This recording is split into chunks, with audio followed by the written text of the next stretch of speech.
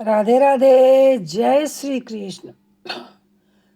कृष्ण का नाम लड्डू गोपाल कैसे पड़ा? भगवान श्री कृष्ण के कई नाम हैं, श्याम, मोहन, बंशीधर, कान्हा और न जाने कितने, लेकिन इनमें एक प्रसिद्ध नाम है लड्डू गोपाल।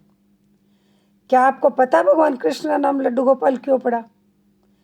ब्रजभूमि में बहुत समय पहले कृष्ण के परम भक्त रहते थे कुंभन दास जी। उनका एक पुत्र था रघुनंदन। कुंभन दास जी के पास बांसुरी बजाते हुए श्री कृष्ण जी का एक विग्रह था। वे हर समय प्रभु भक्ति में लीन रहते थे और पूरे नियम से श्री कृष्ण की सेवा करते। वे उन्हें छोड़कर कहीं नहीं जाते थे जिससे उनकी सेवा में कोई विघ्न ना हो। एक दिन वृंदावन से उनके लिए भागवत कथा करने का न्योता आया। पहले तो उन्होंने मना कर दिया, परंतु लोगों के जोर देने पर जाने के लिए तैयार हो गए कि भगवान की सेवा की तैयारी करके वो कथा करके रोज वापस लौट कर घर आया करेंगे और भगवान की सेवा का नियम भी नहीं टूटेगा। अपने पुत्र को उन्होंने समझा दिया कि भोग कैसे लगाना है और कैसे भगवान को खिलाना है। तुम ठाकुर जी को समय पे भोग लगा देना और चले गए। रघुनंदन ने भोजन की थाली में ठाकुर जी के सामने रखे और सरल मन से आग्रह किया, ठाकुर जी आओ भोग लगाओ। उसके बाल मन में छवि थी कि वे आकर अपने हाथों से भोजन करेंगे जैसे हम खाते हैं।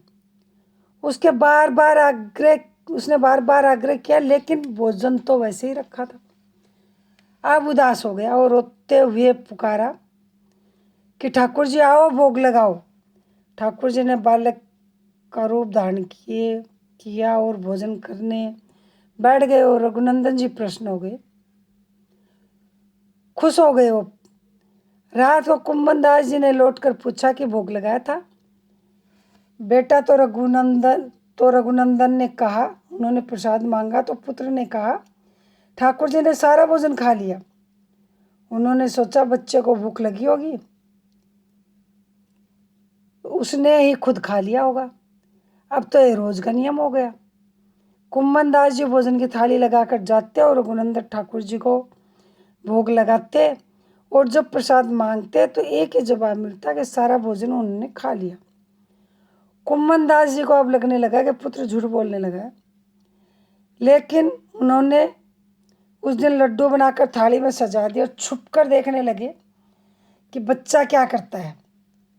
रघुनंदन ने रोज की तरह ही ठाकुर जी को पुकारा। ठाकुर जी बालक रूप में प्रकट होकर लड्डू खाने लगे। यह देखकर कुंभन दास जी दौड़ते हुए आए और प्रभु के चरणों में गिरकर विनती करने लगे। उस समय ठाकुर जी के एक हाथ में लड्डू और दूसरे हाथ का लड्डू मुख में जाने को ही था कि वे जड़ हो गए।